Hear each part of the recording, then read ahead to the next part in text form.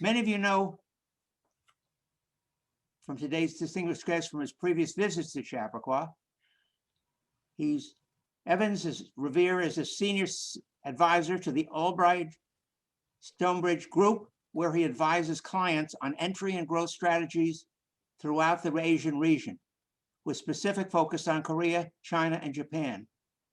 Evan brings decades of experience as an expert on Asia-related matters to his work with clients. During his distinguished 37-year career as one of U.S. State Department's top Asia experts, he served as Acting Assistant Secretary of State for East Asia and Pacific Affairs and Principal Deputy Assistant Secretary, managing U.S. relations with the Asia-Pacific region. Ladies and gentlemen, please help me welcome back Evans Revere. Thank you very much, Mel, and thanks to Joan and Tyler and everybody. It's wonderful to be with you, albeit virtually. I wish I could be there in person. And perhaps in a few more months, we'll be resuming in-person meetings again. But for now, this is obviously a good way of staying connected and giving me an opportunity to once again address this very distinguished organization. It's great to be back with you again. It's just over a month since Joe Biden became president of the United States. And of course, he assumed office having accomplished the unusual feat of defeating an incumbent president and doing so by an impressive margin of more than 7 million votes. And then, of course, he had to navigate the horrific events of January 6th when our democracy and our capital were violently attacked. As difficult as his path to the presidency has been, now that he has assumed office, Biden faces an overwhelming and unprecedented domestic challenge, of course, dealing with this terrible pandemic that has already seen more Americans die than the total number of US troops killed during the 4 years of World War II. It's therefore no surprise that President Biden's most urgent priority is to defeat the pandemic that has taken such a terrible toll, and in doing so, to restore the economic health of a nation that has been deeply shaken by the effects of the disease. And of course, President Biden must also try to heal a country that is more divided than at any time since 1861. And of course, he has to contend with an unprecedented outburst of domestic terrorism. Let's call it what it is. But it is important to remember that the international challenges President Biden faces are no less daunting and no less urgent.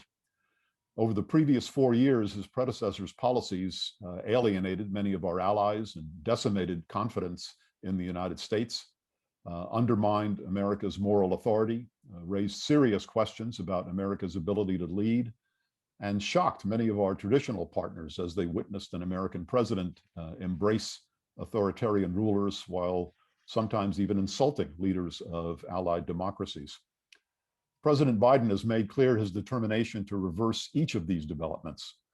He has promised to reinvigorate relations with allies and partners, rededicate his administration to America's democratic principles, and return the United States to key international agreements and institutions. And of course, also to put an end to what many call the America alone policies of the last 4 years.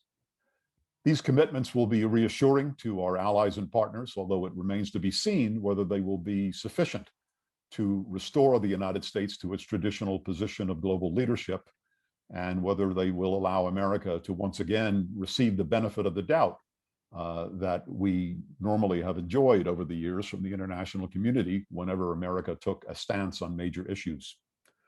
Today, I want to talk about the challenges for the new administration in the East Asia region, which are particularly difficult and which will require more than just reassurance and a restoration of traditional approaches.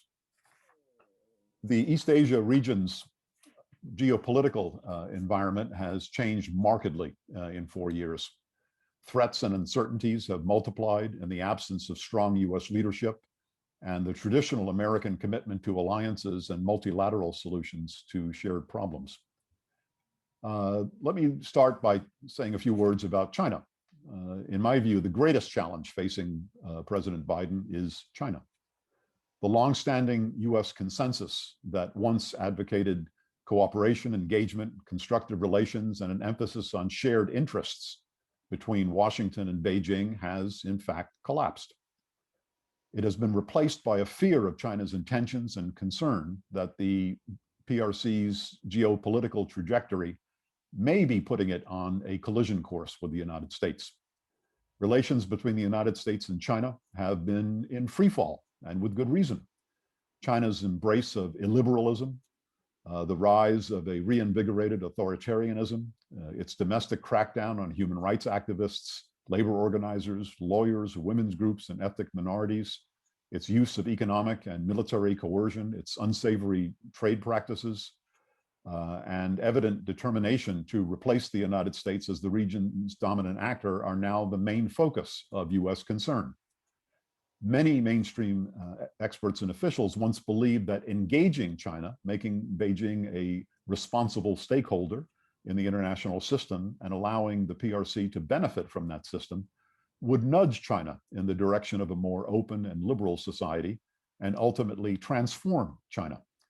Most of those experts now believe China seeks to change that system and establish a Beijing-centric one, more in tune with China's authoritarian regime and its ambition to be the dominant actor in East Asia. So with the center of gravity of mainstream thinking on China having shifted, and with Washington and Beijing now eyeing each other as strategic rivals, even under the best of circumstances, US-China relations seem likely to be characterized by mutual suspicion and intense competition for years to come. How a Biden administration manages this will be a major test of its diplomatic skill. But the outlines of the Biden administration's challenge and its likely response to that challenge are already taking shape. The central challenge for President Biden will be how to project firmness and strength while also preventing relations with China from worsening to the point of confrontation. A related challenge is going to be how to develop an effective multilateral approach to the PRC that does not require forcing regional partners to have to choose between the United States and China. Such a choice would be anathema to most countries in the region, including some US allies. The Biden administration is already showing signs it intends to be tough in responding to Chinese coercive practices, firm in opposing attempts to illicitly acquire sensitive US technologies, and forthright in opposing Beijing's requests for regional dominance.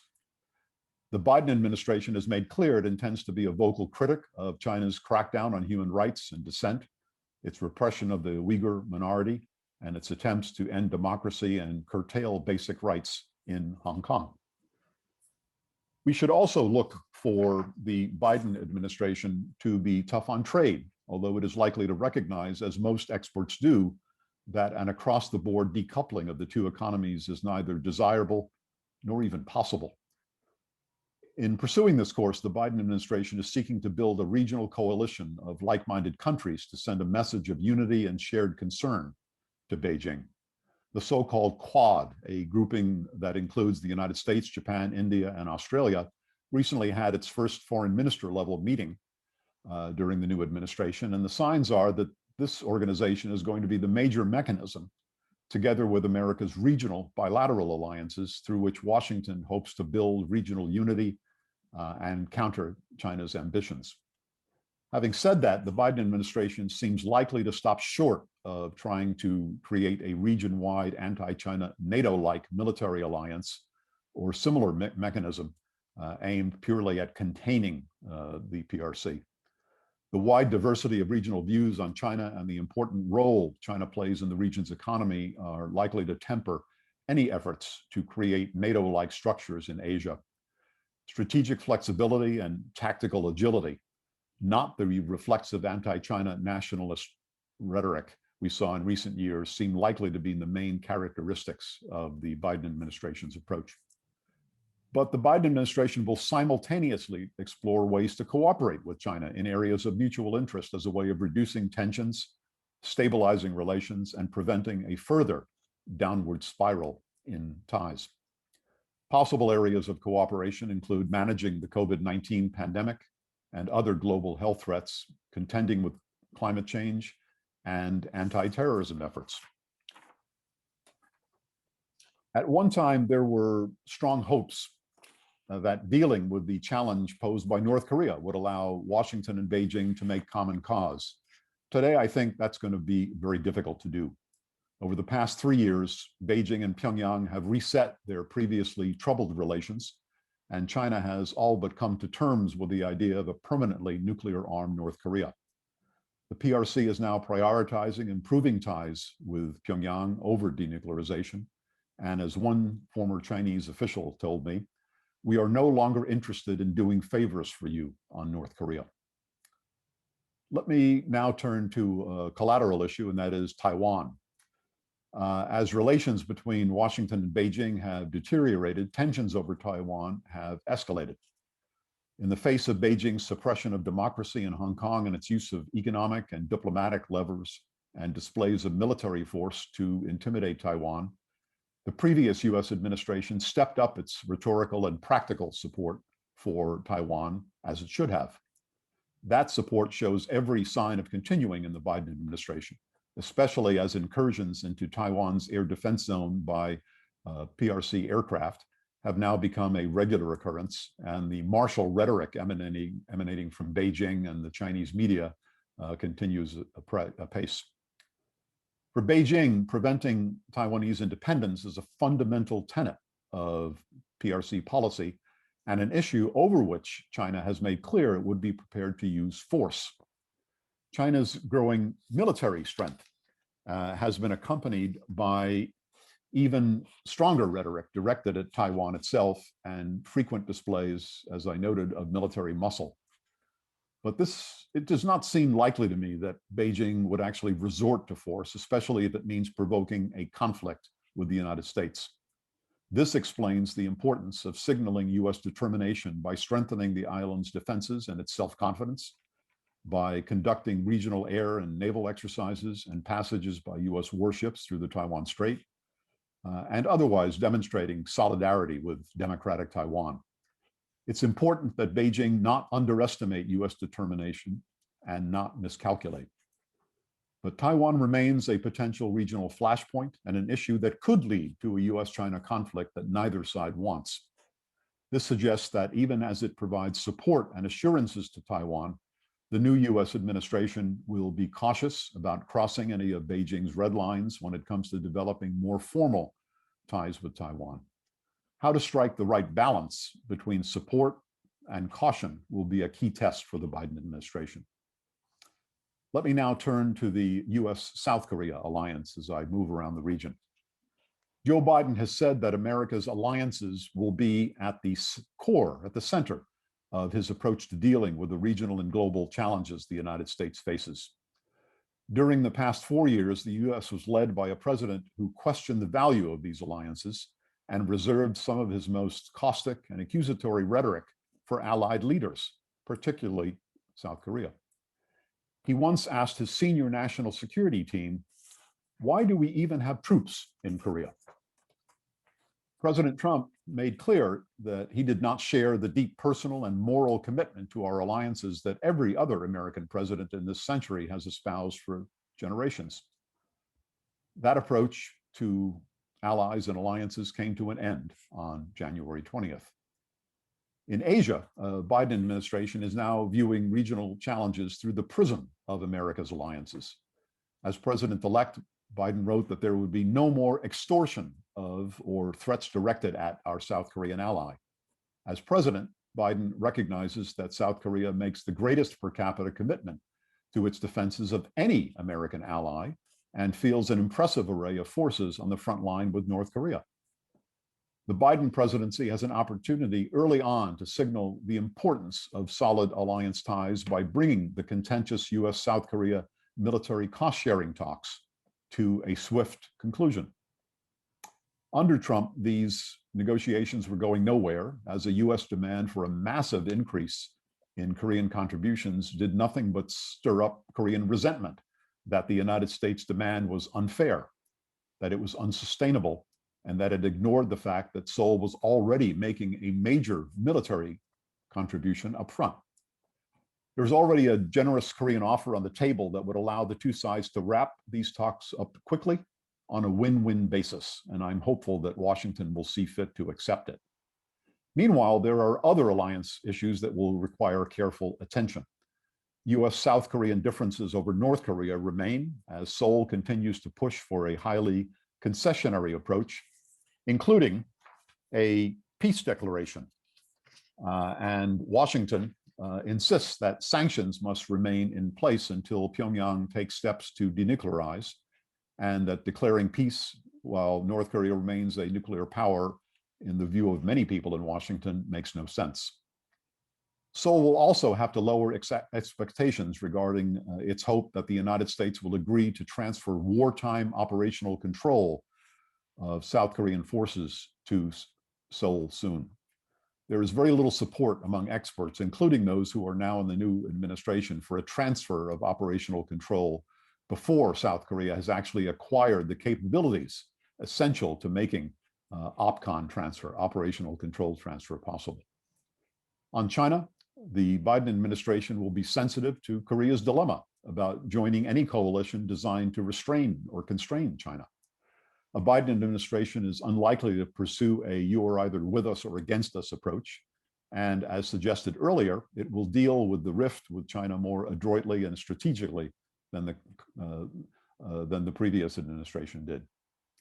Nevertheless, Seoul will have to be mindful of the need to demonstrate to Washington that it shares the same values and principles as the United States and others as they seek to build a region that is peaceful, prosperous, free, and open. Let me say a few words about Korea-Japan relations. Another challenge for the Biden administration will be the inability of South Korea and Japan to stabilize their bilateral relations. If America's posture in the region depends on the strength of its alliances, and that is going to be a fundamental principle of the Biden administration, then the continuing enmity and mistrust between Washington's two key Northeast Asian allies can only undermine the United States' ability to preserve peace and stability in the region. Let me put this another way. A cooperative relationship between Seoul and Tokyo is essential if the United States is going to deal successfully with the threat posed by North Korea. I expect the new Biden administration will find an opportunity to make that point to our Korean and Japanese allies in the coming months. Now let me turn to North Korea, or as I often call it these days, the problem from hell. We've already seen a change in tone by the Biden team when it comes to North Korea. The rhetoric has been sharper and in some cases even tougher.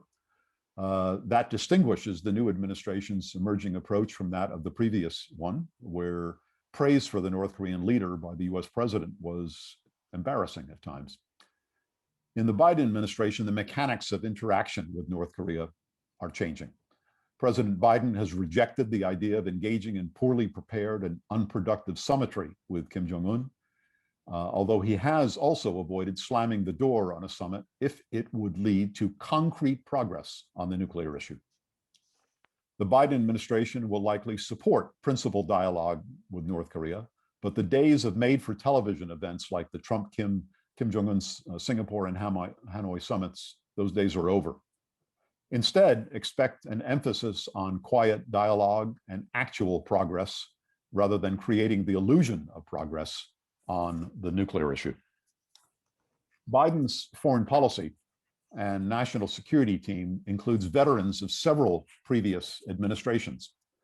This includes officials who convinced President Obama to turn away from the so-called strategic patience approach and implement a pressure and sanctions-based approach late in Obama's tenure. Biden may follow that tough approach, although I don't think we'll find him to be a reflexive hardliner when it comes to North Korea. But President Biden has begun his term of office burdened by the legacy of Trump's approach on North Korea. The essence of that approach was Trump's willingness to look the other way as North Korea expanded its nuclear arsenal and tested short and medium-range missiles, as long as Kim Jong-un refrained from nuclear weapons tests and testing long-range missiles.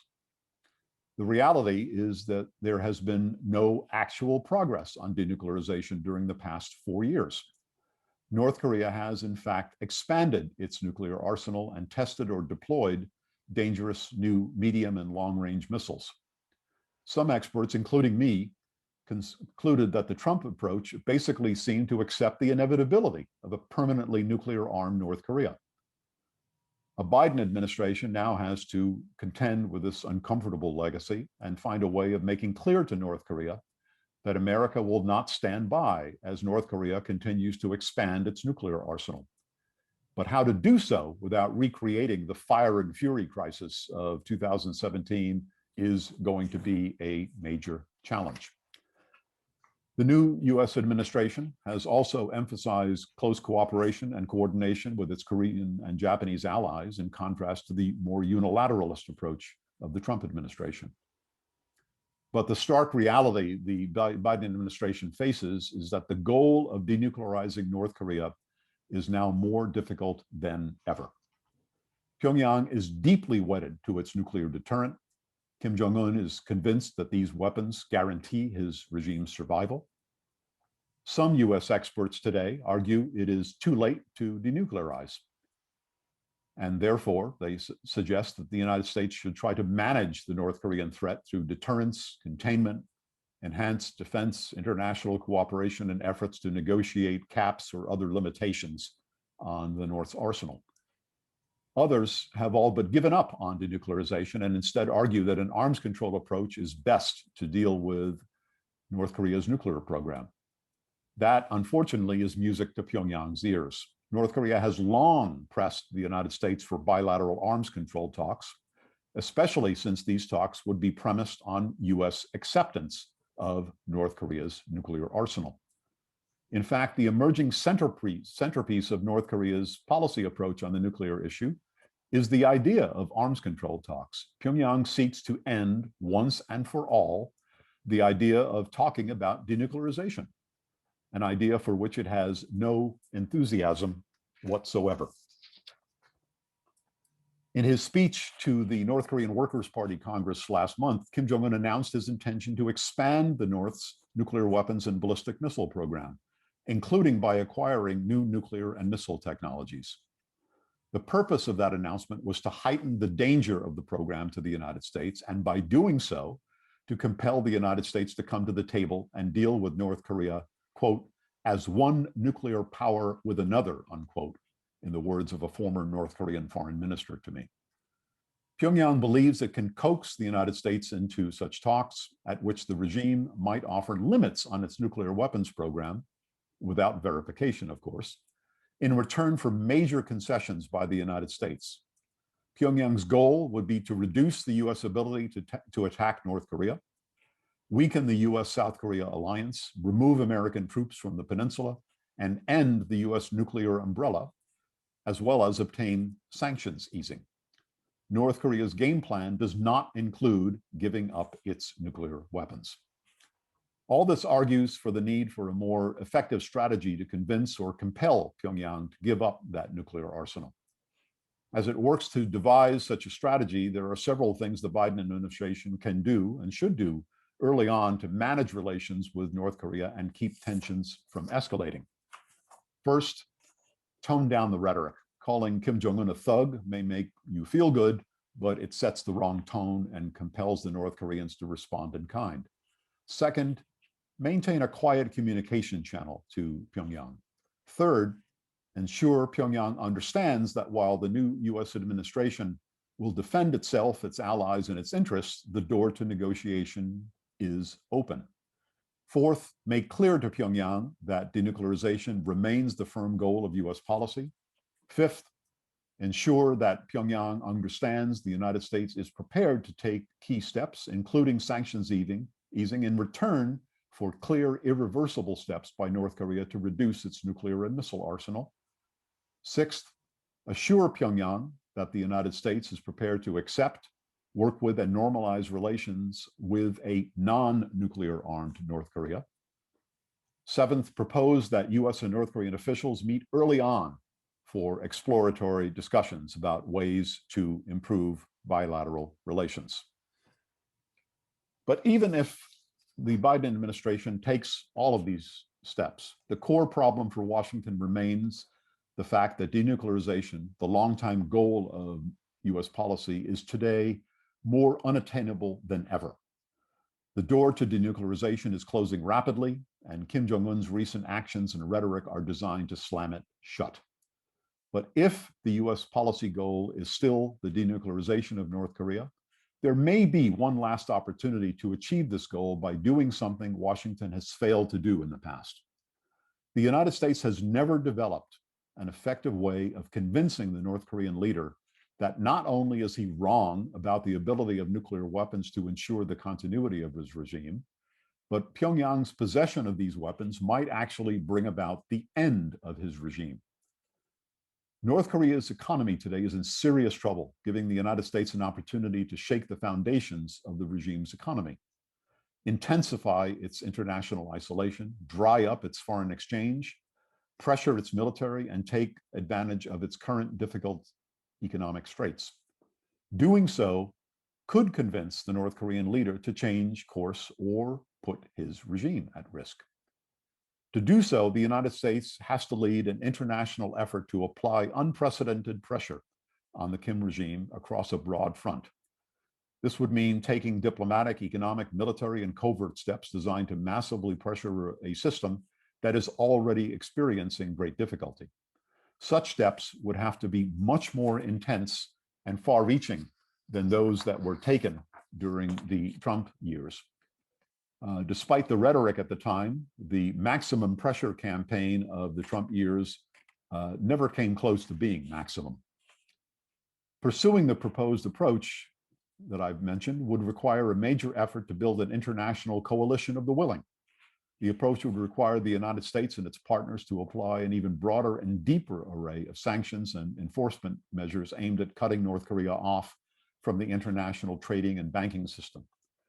A US-led coalition could shut down North Korean embassies, consulates, and overseas trading companies that are engaged in illicit activities. The US and its Korean and Japanese allies could increase the frequency, pace, and scope of military exercises, and the US could carry out new deployments, which would compel the Pyongyang regime to expend considerable resources to increase its own training and response. The United States could lead an international effort to interdict North Korean ships and aircraft suspected of sanctions busting or engaging in illicit trade. Biting sanctions could be applied on Chinese and other firms that are helping North Korea evade or violate international sanctions. The US and others could consider using their cyber capabilities to attack North Korean banks in the same way that Pyongyang cyber experts have been attacking foreign banking institutions. And other covert steps could be taken to disrupt the DPRK's economy, including its electric power grid. All of these steps, in combination with the many difficulties North Korea is currently facing, could convince Kim Jong-un that he is facing an unprecedented challenge, one that might cause his regime to founder. If Kim Jong-un's goal is regime survival, and it is, and if he is rational, and I believe he is, this might convince him that the time has come to follow a different path. But all of these steps carry risk. That fact has probably deterred previous US administrations from pursuing this approach. And getting Seoul to support such an approach is going to be extremely difficult. But prospects for North Korea's denuclearization are evaporating quickly. The time to act is soon if denuclearization is to be achieved. The United States and its partners face a crucial decision. Either take robust steps to convince or compel Kim Jong-un to denuclearize, or, failing that, be prepared to accept the fact that North Korea is going to remain a nuclear-armed state. But with the door to denuclearization closing, Kim Jong-un is gambling that he can shut it and open a new one that will lead to the DPRK, North Korea, becoming a permanently nuclear-armed state. But as he pursues this new approach, Kim is standing on shaky economic ground. If we choose to pursue it, the United States, the Republic of Korea, and like-minded partners will have an opportunity to convince Kim Jong-un that the trembling he feels is a sign that his regime's days may be numbered, and that now is the time to end his nuclear weapons program. Thank you very much for your patience with my remarks, and let me open the floor to questions. Thank you, Evans. I appreciate that. One of the comments you made earlier in your presentation was about the unlikeliness of any kind of formal security and organization in the South China Sea and in the East Asia. But I wonder, we've had some information about the Quad, the four countries that have informally, or whatever the right terminology is, begun to band together. And so a couple of questions come out of that, it seems to me. One is that a real thing? Is it likely to become more permanent? Is it possible that somehow Taiwan could be nestled under that umbrella? I don't know the right terminology, but that seems to be a development that's worth talking about. Yeah, excellent question. The Quad, the concept is actually a Japanese concept. And so it's heartening that a key power in the region made efforts to try to secure a free and open Indo-Pacific region by promoting this coalition, if you will. I think that this institution is here to stay. It's a natural confluence of powers that have a number of things in common, not the least of which is that they're all democracies, that they all have a vital interest in keeping the sea lanes of communication and transportation open between and among them. It's also the case that they are significant, they have significant military capabilities, although I don't really see this evolving into a military alliance as such. India traditionally has avoided military alliances like the plague, and I don't know that they are prepared to change that traditional posture. It's possible, but I doubt it. And I think the United States is wisely avoiding taking steps that look like it is preparing for some sort of military confrontation with the Chinese. I think it's better to have a coalition of strong voices who are prepared to act to amplify their voices in concert by taking diplomatic steps, economic steps, and by showing China that it is facing a united front in the region to the extent that we can put that front together. And the very fact, the very existence of that front, I think will send a pretty powerful message to the Chinese that there need to be limits to its ambition in the region. So once again, I think it's a good idea. I think it's an idea that's here to stay. I don't see it, quite frankly, evolving into a formal military alliance structure, although there will be joint exercises. There will be lots of military cooperation. There will be lots of opportunities to work together bilaterally, trilaterally, multilaterally in the region. And I think that in and of itself will send a strong message. I would argue against giving Taiwan too formal a role in this because it is precisely the sort of provocation that might send the Chinese over the edge, because this is a critical red line for China. I think there are other ways to bring Taiwan into the fold. A free trade agreement, for example, between the United States and Taiwan, enhanced diplomatic contacts that we're already doing, that the previous administration, to its credit, actually did. I think there's a lot that we can do with Taiwan, a lot more that we can do with Taiwan without waving the red flag, so to speak, of bringing it into a formal multilateral organization in the region that might be used as a pretext by the Chinese. Let me switch topics on you, because you talked earlier about the Japanese-Korean relationship. You also talked about Japan leading the work into the Quad. Does the recent retirement of Shinzo Abe make any difference in this kind of calculation? Abe was a real political force, and he was the inspiration behind a lot of very interesting, forward-leaning diplomacy and military steps that Japan has taken over the years, most all of which I agree with very, very strongly. He really put Japan on the map in a very important way in terms of being a diplomatic and security leader in the Asia-Pacific region.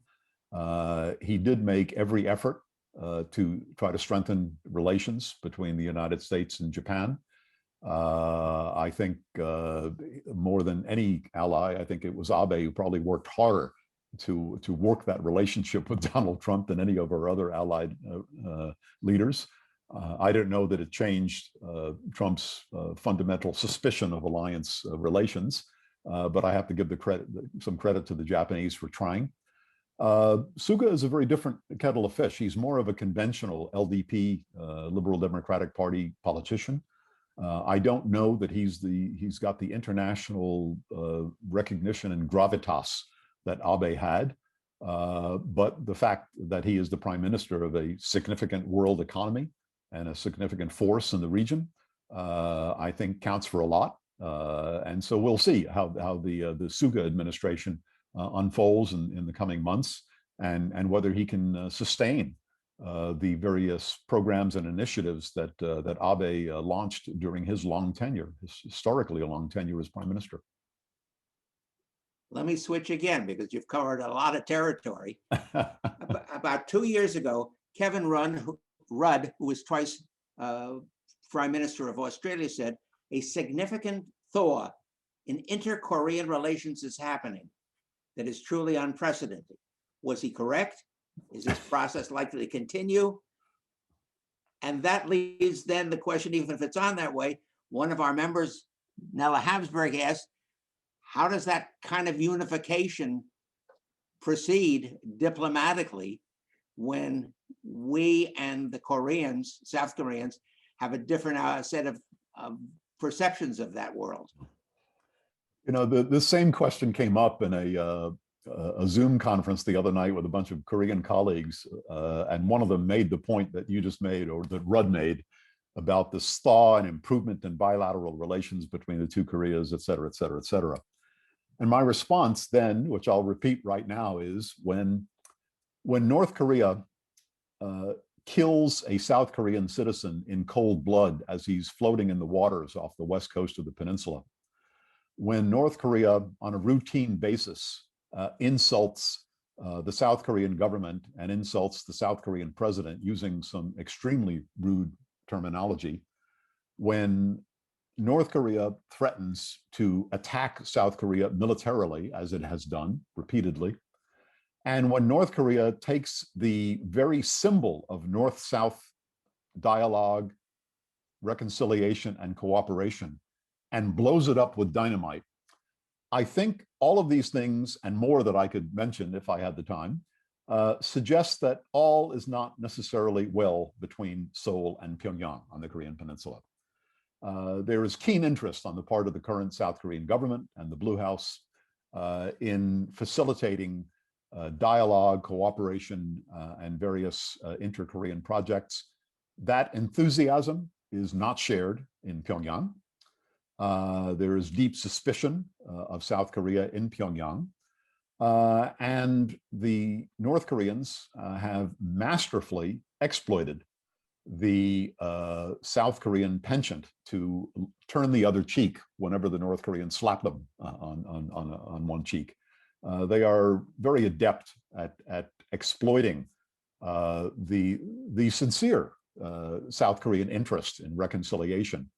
But I don't think they share it, quite frankly. It's more an issue of using it for their own purposes. The real game in North Korea is not South Korea. The real game for the North Koreans is the United States. And that game centers around getting the United States to reduce its military presence, reduce its commitment to South Korea, and basically either explicitly or tacitly acknowledge North Korea as a nuclear weapons state. That's what North Korea wants. And in terms of North-South reunification, my normal response to that is don't hold your breath. The idea that you can achieve reconciliation and reunification between two systems that are as incredibly different as North and South Korea are today, I just don't think is on, to be very frank with you. You spoke quite convincingly about a program, if you will, of increasing pressure on North Korea. So Eric 7 writes to us, how would China respond to our increased pressure on North Korea? Wouldn't they step in and undermine our efforts? Probably. And that's why I included on my list of things to do would be the possibility of imposing sanctions on Chinese entities. And there are some that are violating the UN Security Council sanctions right now, that are aiding and abetting North Korea in its own effort to violate those international sanctions. And the Chinese, I think, have already made their decision when it comes to North Korea, and that is that the level of cooperation that we saw between Washington and Beijing back in 2016, 2017, those days are over, quite frankly. North Korea and China have moved closer together since 2018. And the Chinese have, I think, have made a strategic calculation that North Korea is more valuable to them as an irritant, both for South Korea, Japan, and the United States. And they are prepared to prop up the regime. And so we are already dealing with a China that is not going to be as cooperative as it once was in dealing with North Korea. And we have to reconcile ourselves to that and figure out a way to impose several of the measures that I mentioned on North Korea in such a way that even continued Chinese support for the regime will not result in an easing of the sort of massive pressure that I'm talking about imposing on Pyongyang. We've got a set of questions that start to talk more about the economic side of the equation. Charlie Kimball asks, will 5G technology force US and Quad allies to choose between Chinese highway equipment and Western alternatives? I think it's already already doing doing that. Implications that come out of that. I think it's already doing that. I'm not an expert in 5G technology, but I know that there is a serious effort to sort of de-link us from the Chinese in key areas of technology, including 5G technology. And I suspect that may be the wave of the future. And it's going to result in countries not having to make political choices, but to have to make economic choices and investment choices as they look to the future. And I just see that the gap, the chasm, if you will, between US interests in this area and Chinese interests is fairly substantial. And there are a number of American partners who see it that way as well. Although, to be fair, there are several US partners who don't want to see this break because they do want to have access to Chinese 5G technology. So this is going to result in some very difficult decisions for a number of American allies and partners in the days and months to come.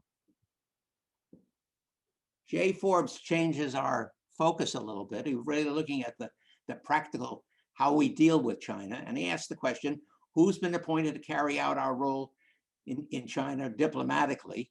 Have we got an ambassador? Do we have a team in place? What happens? You know the players and you know the situation. Well, we've got a very strong, this is one of the strongest foreign policy teams that I've seen in ages, quite frankly, in the State Department, the NSC, et cetera.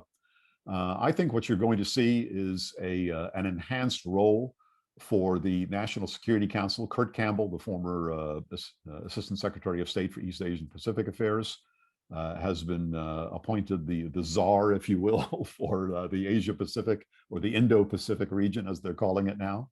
And he will play a key role on China.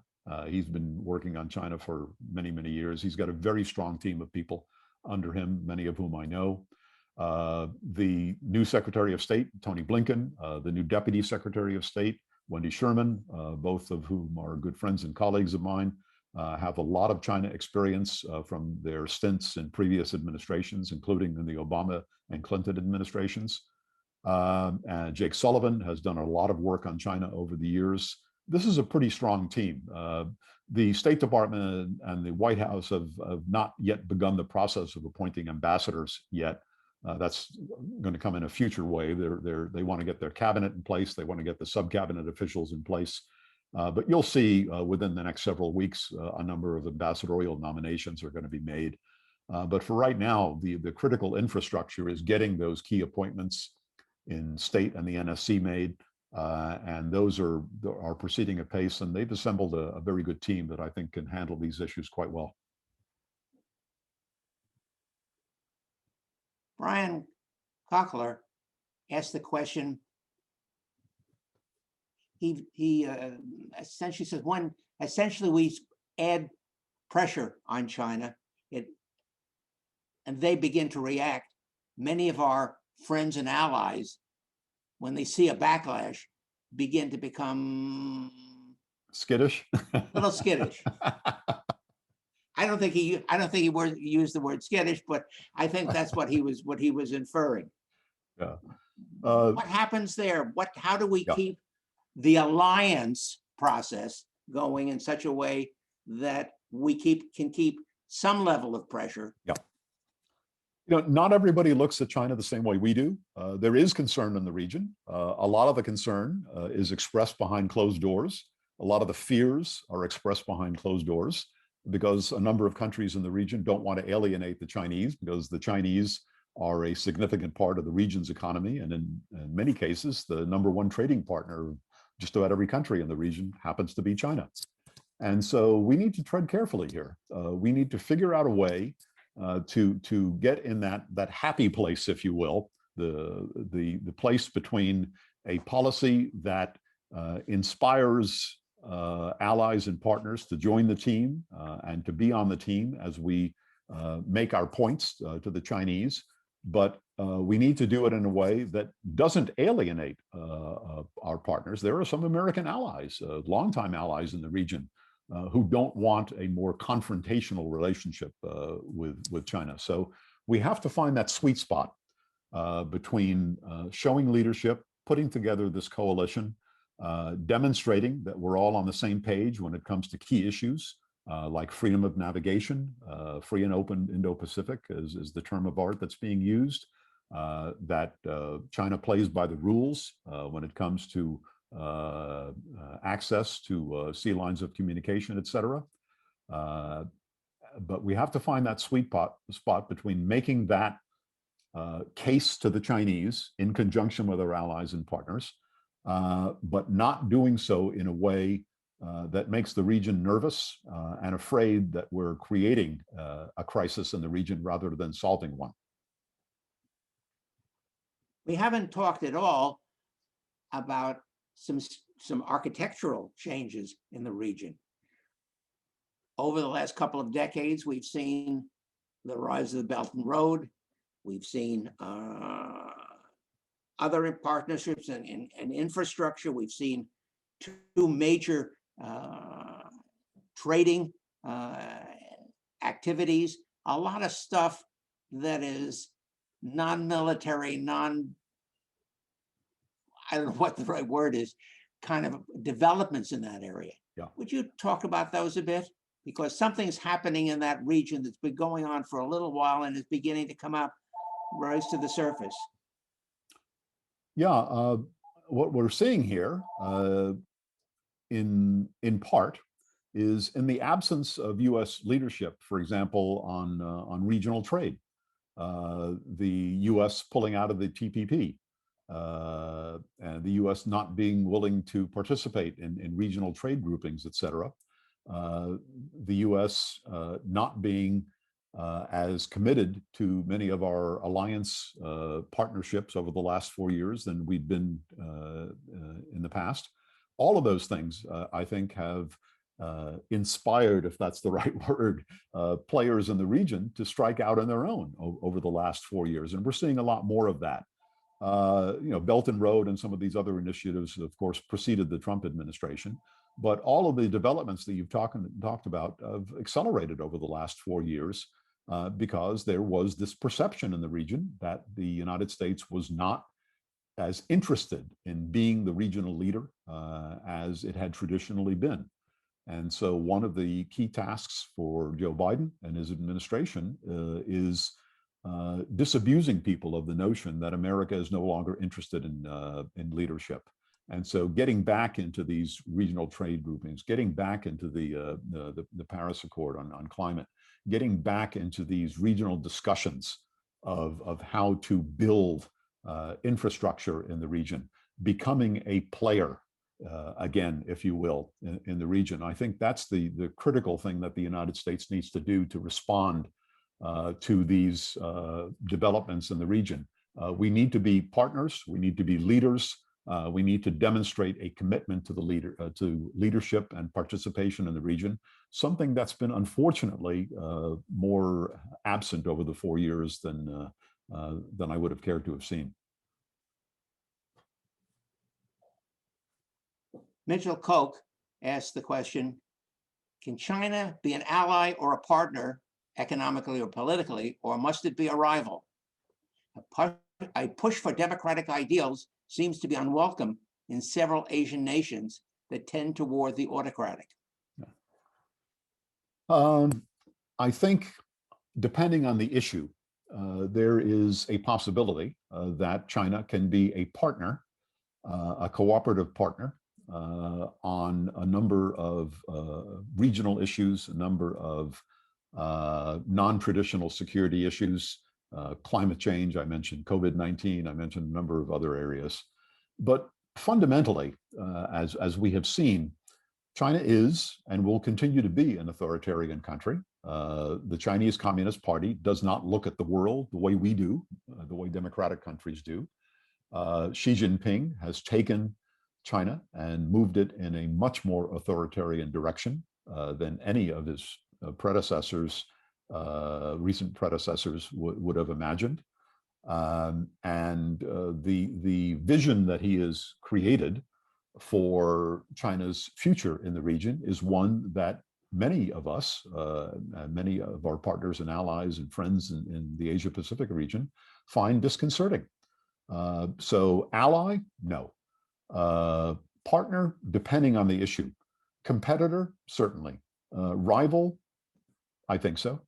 But the key, I think, will be how China and the United States can have that kind of a relationship and keep it from sliding towards a more confrontational relationship. I think there are ways to do that. I don't think China wants confrontation. I know America doesn't want confrontation. And so we're going to have to figure out a way to deal with the China that we have and find those areas where our interests overlap and we can cooperate and try to wall off those areas where we find ourselves in strong disagreement and just manage those as disagreements. That may be the best that we can hope for. What would be the priority of those things that you think that can overlap, but that we could be at least partners on of some form? Well, certainly anti-terrorism, certainly climate change. China has an interest in managing these issues. It's one of the largest emitters in the world, so are we. I think despite the bumps in the road that we've had with the coronavirus pandemic and the unfortunate steps that China took early on, not to be as frank as they should have been and could have been with the WHO and the rest of the international community, despite that, I think now that we see some light at the end of the tunnel of the COVID-19 pandemic in a few months down the road, I think there are some areas now where we might be able to work cooperatively to prevent a recurrence of a pandemic like this. So this is just a few off the top of my head. Tyler Beebe, you usually have a question or two. Would you unmute yourself and tell us what you've been thinking about? Sure.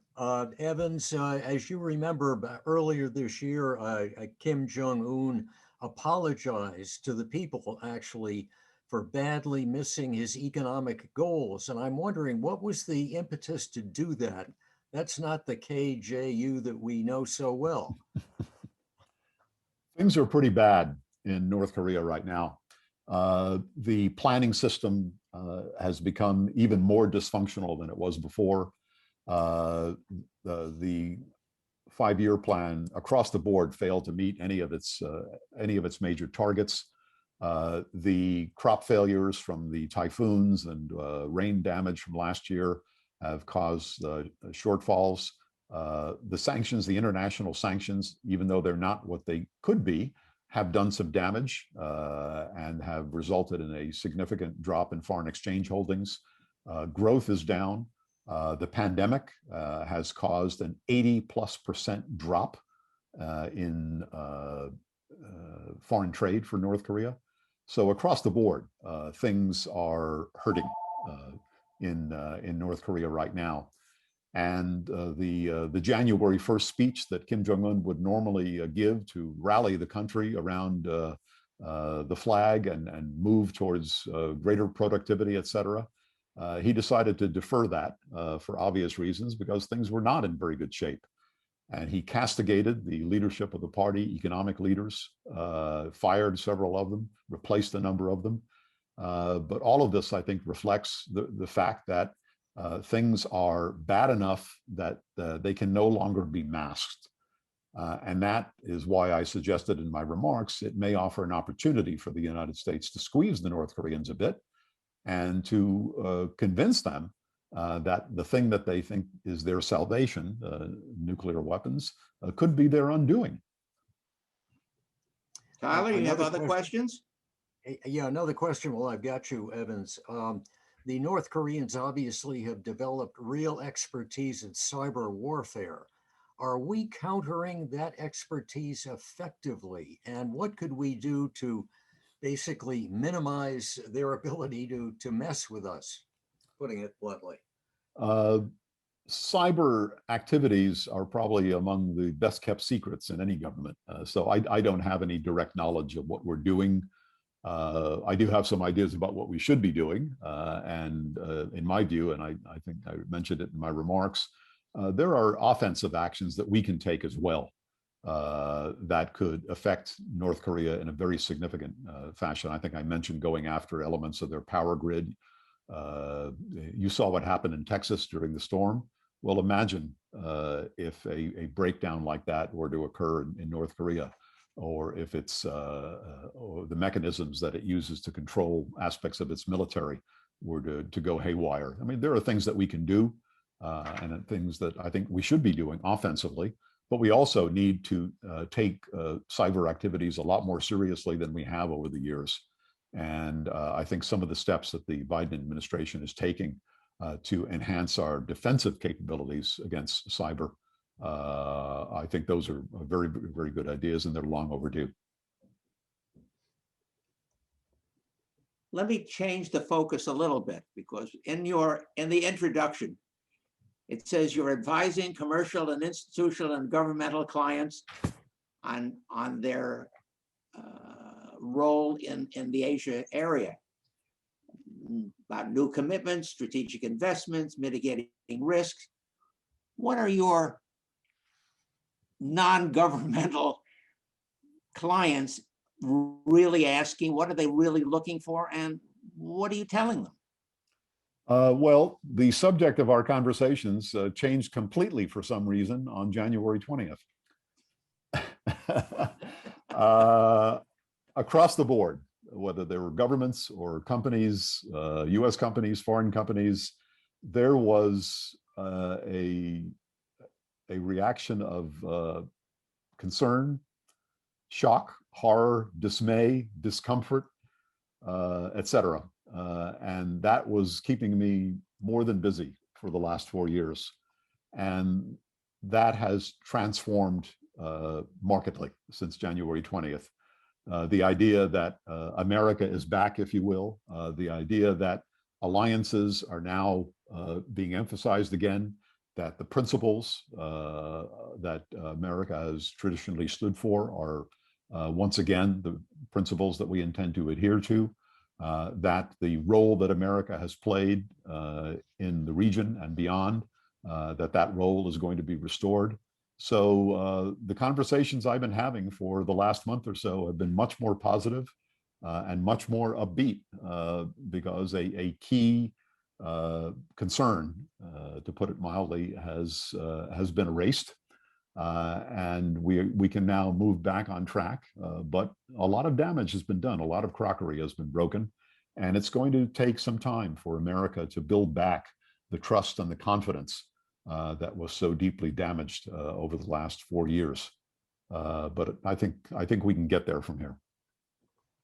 I'm going to have to run in just a few moments because I've got a major construction project going on just above my head at my house that is probably going to result in a loss of my electricity in a few minutes. But if there's another question or two, I can take those.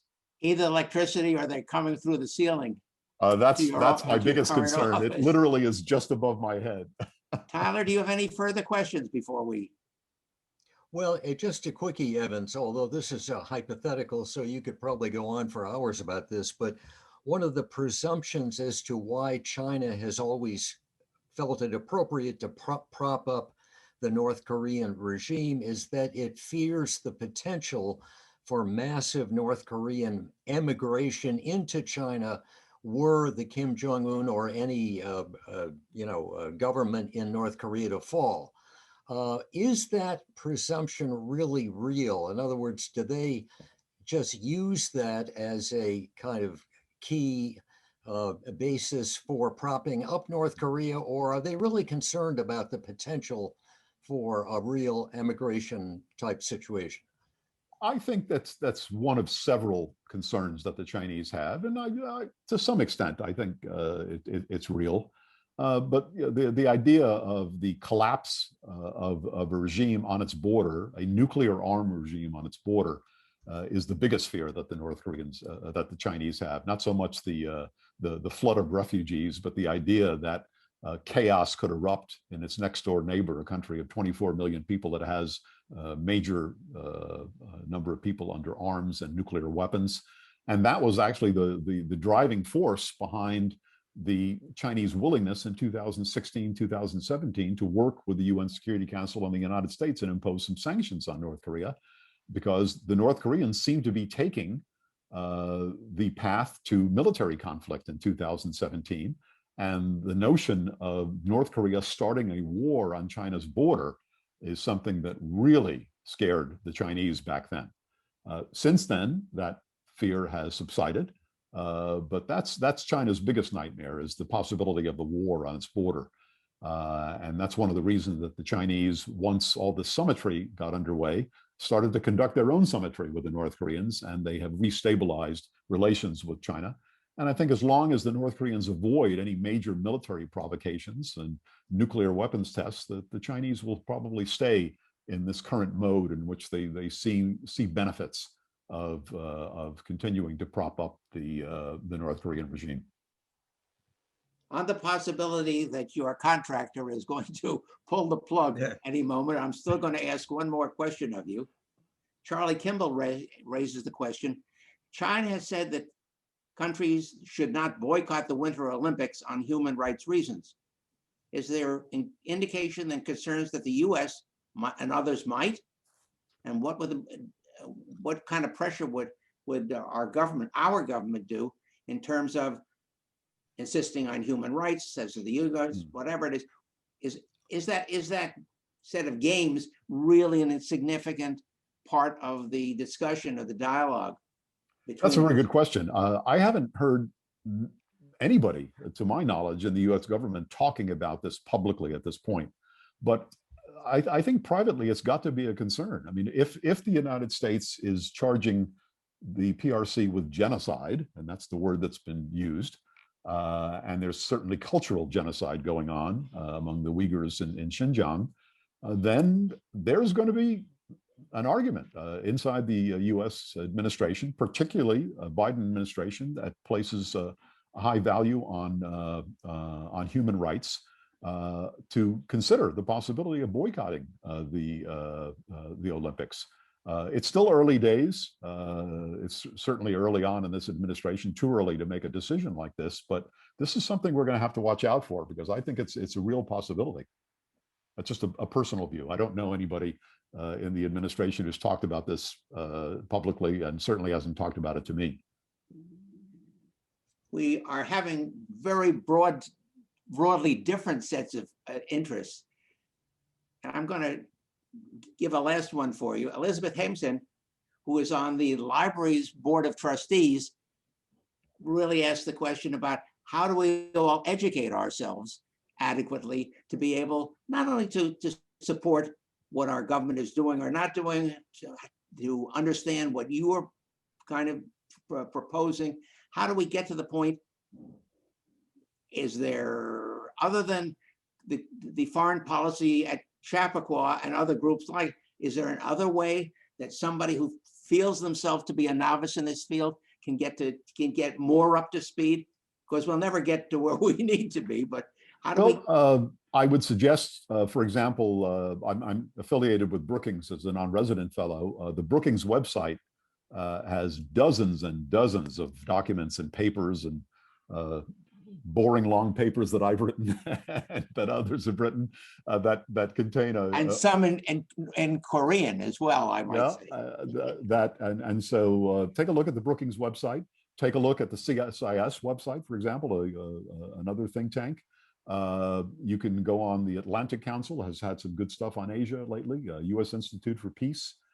There's a website called 38 North, which has some very interesting views on the Korean Peninsula. I don't often agree with them, but it's a view that needs to be understood and appreciated. So there's a lot of stuff available in the public domain out there. And one of the great things about the Biden administration is that they're doing press briefings again. And so pay attention to what the government is saying, because it's no longer government by Twitter. It's government by serious people standing up at a microphone and answering questions honestly. So going back to your question of Brookings, to get ready for this discussion today, I happened to go again through a Brookings webinar, which had 4 experts talking about this very subject from different points of view. They're all open, they're all accessible, they're all free. You'll learn an awful lot. They are available to go back and look at them again, because for those of us who are not expert, it may take 2 or 3 watchings to say, what did he or she say? What was going on? Yeah. And from those sets of questions, those sets of observations, are where at least I look to find the questions that I ask you and other guests that we have. Right. Knowing full well that you are watching the clock and watching the ceiling and watching. I'm watching the ceiling more than I'm watching the clock. The ceiling. I got to say that this is really always terrific. So my last question to you is, looking ahead 2-3 years, when you come flooding back to see us again, what will be the things you think are going to be on the agenda for your presentation at that point? What's going to happen between now and a couple of years from now? I would say that a couple of years from now, the top 2 issues will be the issue that I opened with and the issue that I closed with: China, North Korea, more than anything else in the region. Well, we do thank you for your time and your insights and your willingness to come back. At least today, we did not see Misha in the background, which we often do, as she walks back and forth. She's running interference for me with the contractors, trying to keep them from killing me. Yeah, that's terrific. Let me turn with all my thanks personally, let me turn the microphone back to Tyler, who will take us home. Okay, well, Evans, I'm sorry we couldn't provide you with a hard hat, because that might have protected you from unexpected developments. Well, listen, many, many thanks, Evans, for really a very cogent, informative, and provocative presentation. It was terrific, and I think all our members and participants would heartily agree. We also want to thank Mal, who was today's recruiter of you, of course, and moderator. We want to thank Joan Kuhn and her colleagues from the Chappaqua Library, to thank Carrie Krams from the Newcastle Media Arts Center, and of course, thank you to all the participants who joined us today. Now, in 2 weeks, on March 8th, we will host retired Ambassador Frank Wisner, former U.S. Ambassador to India, who is going to talk to us about U.S. foreign policy in East Asia. Very interesting topic with a lot of focus on, of course, India. Finally, hopefully, I think all of you probably have received our email talking about referring to our January newsletter, which briefly outlines our spring 2021 program, which will run through May 10th. So please mark your calendars for all those events. And if you have friends or family who would like to get involved in this process, please email Joan Kuhn at jkuhn, that's JKUHN, at WLSmail.org, so that we can be sure to add you or them to the newsletter and invitation lists. So until we meet again on March 8th, please stay healthy and safe. Thanks very much. Thank you. Take care.